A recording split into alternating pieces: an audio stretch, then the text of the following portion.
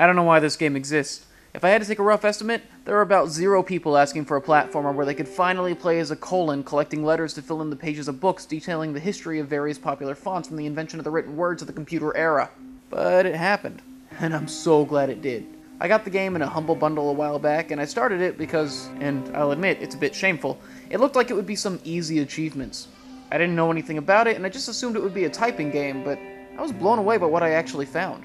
Typewriter is a prime example of a well-done indie game, showing that you can make a good game out of anything by taking risks and fully exploring your ideas.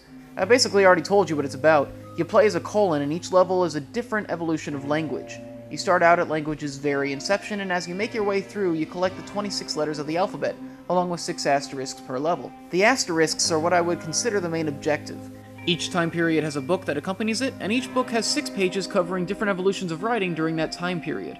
For example, even though the first level has you collecting letters of an early alphabet, the first page of its book covers cave drawings, the second cuneiform, and so on. Each page is very thorough and in-depth, and if you're interested in the topic, you can learn a lot from the game, which I'm pretty sure was the main intention. It turns out the game is the first effort by a European cultural channel called ART, and if this is their first effort, I can't wait to see what comes next.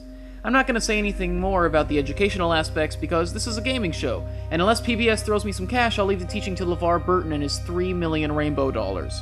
Okay, so let's assume you're not playing a game to learn more about Johannes Gutenberg. Why should you care about the creation of the printing press, or where italics came from, or whether your inattention in school is destroying your future?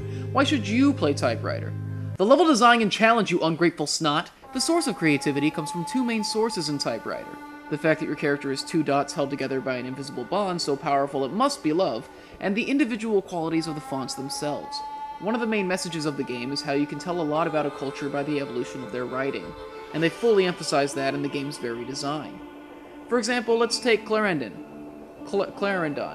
Invented in the mid-1800s, Clarendon was the first registered typeface, and came around during the time of the telegram, and was commonly used on wanted posters in the Old West.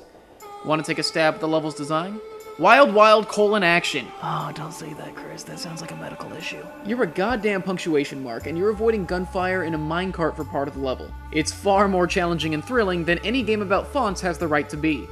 Add in Helvetica's snowy wasteland, the ominous cathedral fill of Gothic, and the numerous gaming references in Pixel, and you've got an incredible variety. With all the platformers out there that rely more or less on the same basics, playing as 2 balls adds a really refreshing twist to the formula.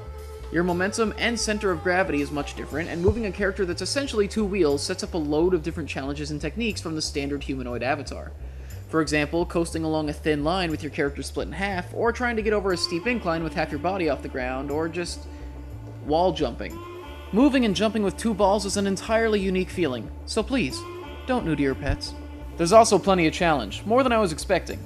Along with the letters and asterisks, each level also has an ampersand. Nearly all these are insanely difficult to find and require you to look carefully at the level to find a hidden path or go somewhere you wouldn't usually think to travel.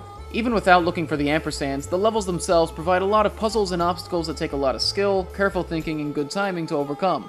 Thankfully, there are frequent checkpoints because the game would have been extremely frustrating if I had to go back to the beginning after each death. Getting through without dying is so difficult, there's an achievement for making it all the way through Clarendon without getting shot in the balls. So don't worry, the game's not just a kiddie cakewalk.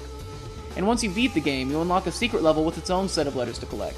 I'm not going to say anything more about it, because it was so unexpected, challenging, and hilarious that I would never want to take that first reaction away from a player. Just rest assured, you won't be able to beat it on your first try. Of course, any game is made or broken by the technical stuff, and thankfully this is also handled extremely well.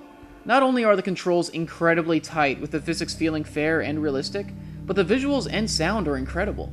Moving through some of the stages and their backgrounds is breathtaking, and the game tells you it's best to play with headphones on for a reason.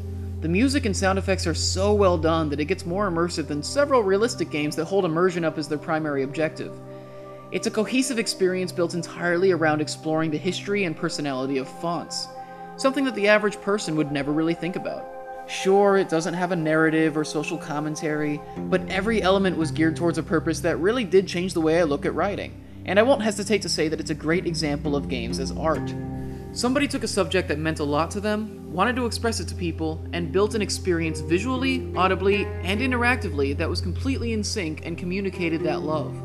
To me, that's something special, and I hope it sends a message to indie developers and other artists that you really can find inspiration in anything you care about. Typewriter is available on Steam for $7 and for about half that on app stores, though I'd recommend playing it on a computer as opposed to a phone. If you're the least bit interested, I'd check it out and keep an eye on any other games Art puts out. Thanks for watching, guys. You can check out a previous Jackalbite here, the pilot episode of my huge show, Jack All About Gaming, here, and if you want to see some of the Let's Plays we've done in the past, you can check that out here. And if you want to see stuff I do that has nothing to do with gaming, I just put up some new acting reels. Alright guys, thanks for sticking with me. I know I haven't really been uploading a lot recently, but hopefully that's going to be changing. Alright, peace!